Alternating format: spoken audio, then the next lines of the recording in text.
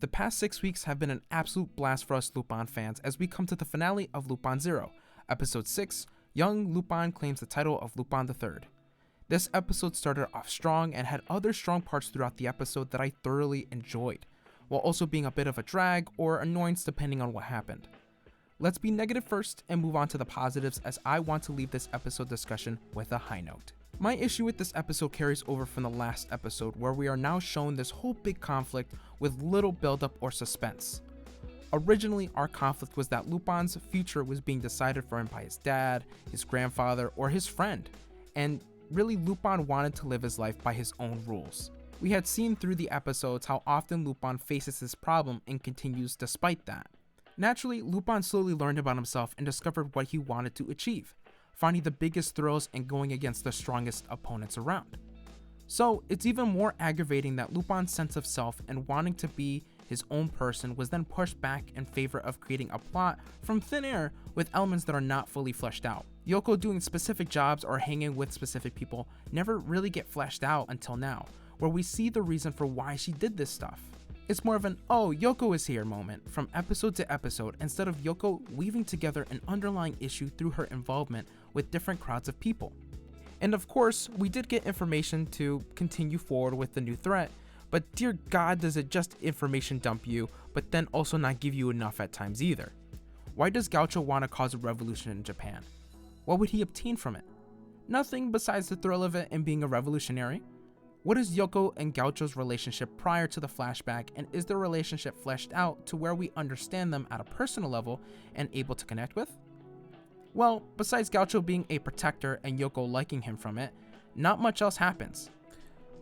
This is editing Musical Joker here. So it's even worse that this is where they first met, was in the flashback. So there's really nothing that builds up to the relationship besides Gaucho being the protector and Yoko being like, "I like your smile, makes me feel better." That's really it. Oh, and subscribe too. Alright, back to the video. All we know is Gaucho has known Yoko for 15 years and that they mean something to each other, but that's not enough for me to care. Humanize Gaucho more so that we can sympathize and empathize with him instead of creating a lame threat to move the plot along. At this point, I'm ranting, but Gaucho and Yoko were the biggest pain in the butts for this episode as they didn't contribute much. I personally would have far enjoyed Lupin being able to prove to both his father and grandfather that he is worthy of the title by living the way that he wants to, as the whole focus of Lupin Zero becomes full circle with him overcoming a conflict caused by the old fart and the absent father. Gaucho is a complete waste. Another issue I had was with Yoko and her death, as she decided to unalive herself to stay with Gaucho, although she didn't want Japan to be ravaged by a revolution, and she was grateful that Lupin stepped in. She still figured jumping to her death will allow her to be with Gaucho for good, but going back to the previous segment is that we barely know the relationship at all. If anything, Lupin and Jigen's connection to Yoko serves as a stronger emotional influence compared to Gaucho's, but also not by much. All of this just doesn't work for me, and this is where Lupin Zero drops the ball. I'll give credit where credit is due, as Gaucho feels as the antithesis of Lupin in a way. Gaucho is doing this for the thrill, if not much else since we don't know anything, but is just like Lupin. The opportunity shows the two sides of a coin, as Lupin could end up like Gaucho later in life if things turn out differently. What they could have done is highlight the fact that Lupin does want to live his life full of thrills and do what his heart seeks. But Gaucho did it too and delved into darkness, as a way for Lupin to see that his future could turn out differently if he doesn't stay strong. And unlike Gaucho though, Lupin has the conviction and strength to not follow that same path. That would have been a really interesting element within this conflict to do. But nah, at this point, I just wanted them to go, "I'm going to jump!" No! Do a flip! But I digress, as this just helps me get to my main point across, that there could have been more done with this current conflict that ties better with the series, but it didn't.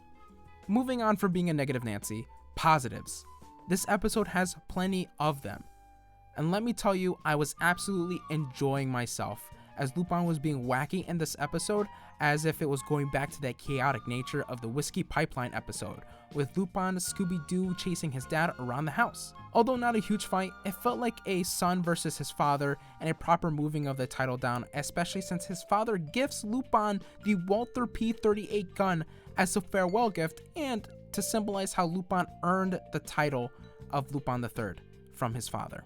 I figured this would happen on the last episode, but it was still well done since it tied with the battle of Lupin needing to steal the gun to obtain more information on Gaucho. Lupin Zero is so good with letting Lupin shine, and this was one of the best.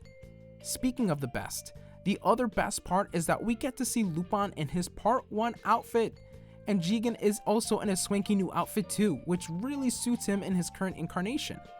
Both young men are just dripping right now, and they look so damn good. I honestly hope Part 1 fans got a hell of a time out of this. Now, the last thing I really want to cover is the confrontation between Gaucho and Lupin, as there is something big to me that is worth looking into. With Lupin stealing away Yoko, and instead of Gaucho's plan to nuke Japan, it was foiled by Jigen as he used the cannon to destroy part of the boat. Things are going well. However, I thoroughly enjoyed how inexperienced these young men are. For one, Jigen gets caught off guard by an enemy and is saved by Shinobu. Damn. That's all I'm gonna say about her. Woof. And for Lupin, stating that he stole Yoko away and that she must go with him is some of the most childish stuff I have heard of. And it fits so well. Lupin is still so young and vastly inexperienced as a phantom thief. Not everything is so black and white. As Lupin got older, he understands and is aware of the plethora of shades of gray within this world, where if Lupin were in a comparable situation in modern times, he would be more understanding and be willing to lose something or someone. It ties back with his father's message, with gaining something, you also lose something. I really admire that, as Lupin II genuinely cares about his son, unlike his grandfather that treated Lupin harshly as a kid so that he can take on the title. And this is where my hopes lie, as I would love to get more of Lupin Zero, with the hypothetical next season homing in on the experience that Lupin has as a phantom thief and building him up to something more while closing the gap between his younger and his older modern self. Show him making mistakes and learning through them. Have Jigen be a friend to learn from but also grow with, and keep the dynamic between these two characters. No Fujiko, no Goemon, and no Pops either. Actually, I would be more open for a Pops Easter egg appearance of some sort, but just him. And let the chaos ensue with Lupin and Jigen as they continue to seek thrills and grow a name for themselves. Let the world learn the name of the best phantom thief of our era, Lupin III.